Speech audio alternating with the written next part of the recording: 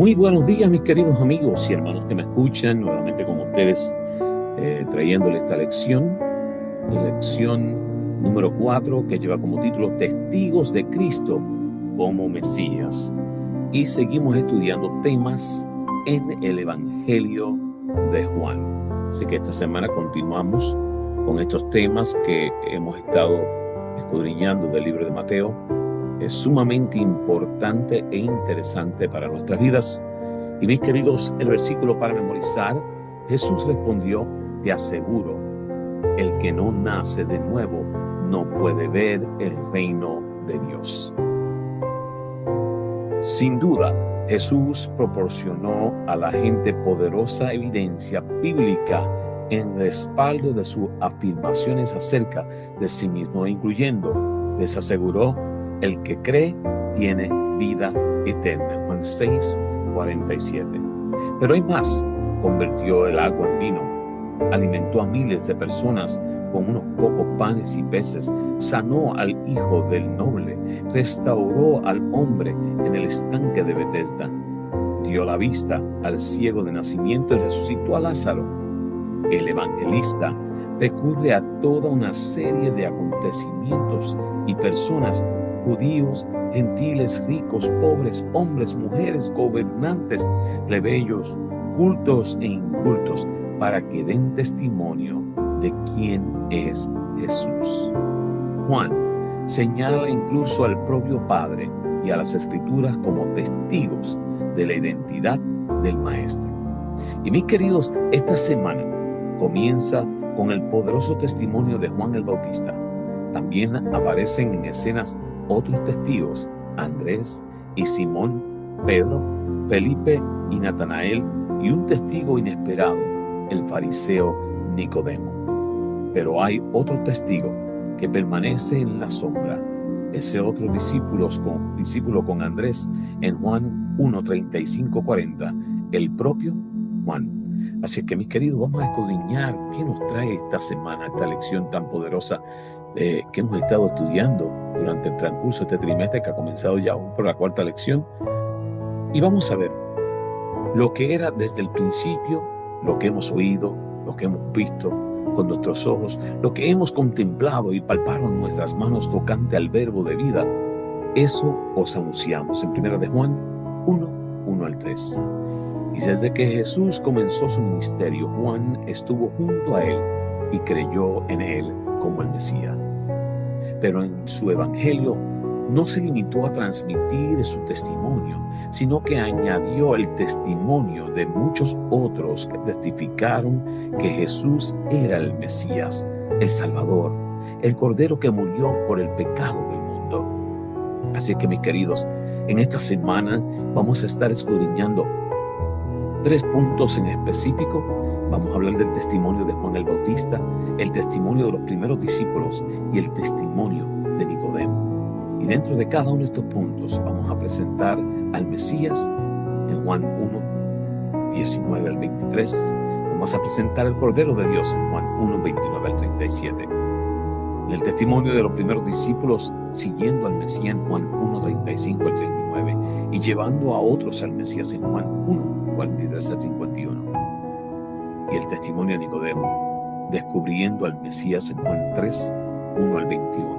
Así que esta es la lección que vamos a estar escudriñando esta semana, y queremos prestar sumamente la atención dada a cada espacio de esta lección.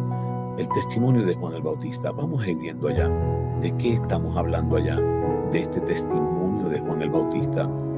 Y fíjense que vamos a estar analizando un par de cositas, así que mucha atención.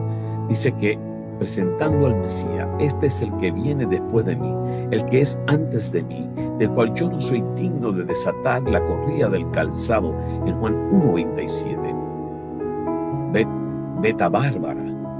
Betabár, donde Juan bautizaba, estaba cerca de Jericó y Jerusalén, en Juan 1:28. Muchos iban a escucharle y ser bautizados por él. Entre ellos se encontraban escribas y fariseos. El informe de estos dirigentes alertó al Sanedrín hasta el punto de enviar delegados para preguntar a Juan si se consideraba el Mesías. el Cristo en Juan 1:19. Pero Juan no era el Mesías. Él tenía una misión particular: preparar al pueblo para que recibiese al verdadero Mesías, en Juan 1:22 al 23. Y Juan dio testimonio de que Cristo era superior a él. Y mis queridos, podemos verlo en los diferentes versículos del capítulo 1 de Juan, el 27, el 33 y el 34. Y podemos ver en el 27 que Juan se consideraba un sirviente indigno de aquel que ya existía antes de él. Juan bautizaba con agua, Cristo lo haría con el Espíritu. Cristo es el Hijo de Dios. Juan se limitaba a señalarlo como tal. Y podemos darnos cuenta que en cada uno de estos pasos, Juan se aseguraba de presentar al Mesías, al Hijo de Dios.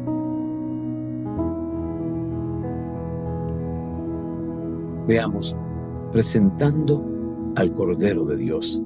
El siguiente día vio Juan a Jesús que venía a él y le dijo: he aquí el Cordero de Dios que quita el pecado del mundo. Juan 1:29. Juan el Bautista era de linaje sacerdotal y tenía una clara comprensión de la obra del Mesías. Para él, Cristo no era un libertador nacional, era aquel de quien Isaías dijo: como cordero fue llevado al matadero, en Isaías 53:7. ¿Cuántas veces confesó Juan sus pecados colocando su mano sobre el cordero para después degollarlo con su cuchillo? Cada vez que lo hacía, pensaba en aquel que cargaría con sus pecados y moriría por ellos. Avisado por Dios, reconoció a Jesús como ese cordero esperado en Juan 1:31 al 33. Y por supuesto, no cayó. Proclamó ante todos quién era el Cristo y cuál era su papel como Cordero de Dios en Juan 1:29. Esta declaración nos da luz sobre el significado del sistema de sacrificios que Dios ordenó a Israel. En la sangre derramada del Cordero de Dios hay poder para limpiar todo pecado confesado. Así que podemos ver a Juan presentando al Cordero de Dios que quita el pecado del mundo. El testimonio de los primeros discípulos. Vamos a ver cuál testimonio hablamos allá. Dice que siguiendo al Mesías, en Juan 1:35 al 37, el siguiente día otra vez estaba Juan y dos de sus discípulos. Le oyeron hablar los dos discípulos y siguieron a Jesús. ¿Quiénes eran los dos primeros discípulos que siguieron a Jesús? Juan solo identifica a uno, Andrés, omitiendo su propio nombre, Juan 1:40. En realidad, siguieron literalmente a Jesús, es decir, anduvieron un tiempo detrás de él, hasta que Jesús mismo se volvió y habló con ellos en Juan 1:38. La pregunta de Jesús: ¿qué buscáis? Les permitía expresar que esperaban de él. ¿Qué hubieras respondido tú, mi querido, que me estás escuchando? ¿Por qué sigues a Jesús? ¿Te has puesto a pensar, has preguntado esa pregunta de ti? ¿Por qué le sigues? Los dos discípulos ya habían aceptado a Jesús como el Mesías. Ahora solo querían estar con él. Buscaban su compañía, oír sus enseñanzas, beber de su sabiduría. ¿Qué te insta a ti a estar con Jesús? Llevado por la alegría de haber hallado al Mesías, Andrés presentó a su hermano Simón a Jesús. Y Jesús demostró conocer perfectamente el corazón y el temperamento de Simón Pedro en Juan 1:40 al 32. Siguiendo al Mesías eran los discípulos. Y mi querido, tú y yo, ¿por qué sigues al Mesías?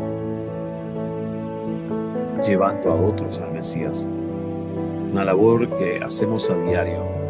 Felipe halló a Natanael y le dijo: hemos hallado a aquel de quien escribió Moisés en la ley, así como los profetas, a Jesús, el hijo de José, de Nazaret, en Juan 1:45. El tercer discípulo que siguió a Jesús fue llamado directamente por él, Felipe, Juan 1:43-44. Al igual que Andrés, Felipe siente que debe llevar a otros a Jesús. A diferencia de Andrés, Felipe no identifica directamente a Jesús como el Mesías, sino como aquel que fue anunciado por Moisés y los profetas, dejando así a Natanael o Bartolomé que saque sus propias conclusiones en Juan 1:45. Pero Jesús no encajaba en el estereotipo de Mesías esperado por Natanael. Nacido en Nazaret, un lugar de tan mala fama, Felipe no entró en discusión. No era un problema teórico, tan solo se convencería viendo a Jesús en Juan 1:46. Y Natanael había orado bajo la higuera pidiendo el encuentro con el Cristo anunciado por Juan. Nos dice el deseado de toda la gente, página 113. Cuando Jesús le dijo, te vi, toda duda quedó disipada. En Juan 1:47 al 49. Qué bonito saber eso, ¿verdad? Cuando tú pruebas a Jesús para estar seguro y te das cuenta que ya Jesús lo tenía planeado de antemano. Estabas escrito para formar parte de este equipo. El testimonio de Nicodemo. Este testimonio es sumamente importante, mis queridos. Descubriendo al Mesías. Vamos a ver cómo Nicodemo descubre al Mesías. En Juan 3:17, porque no envió Dios a su Hijo al mundo para condenar al mundo, sino para que el mundo sea salvo por él. En Juan 3:17, Nicodemo, un fariseo miembro del Sanedrín, quedó maravillado por los milagros de Jesús. Quedó convencido de que era un gran profeta enviado por Dios, pero no el Mesías. En Juan 3:1 y 2. Esto nos dice Nicodemo. Nicodemo sabía que era un gran profeta, pero no entendía si era el Mesías. Jesús le confrontó directamente con su mayor necesidad, que también es la nuestra, un cambio de corazón en Juan 3 al 5.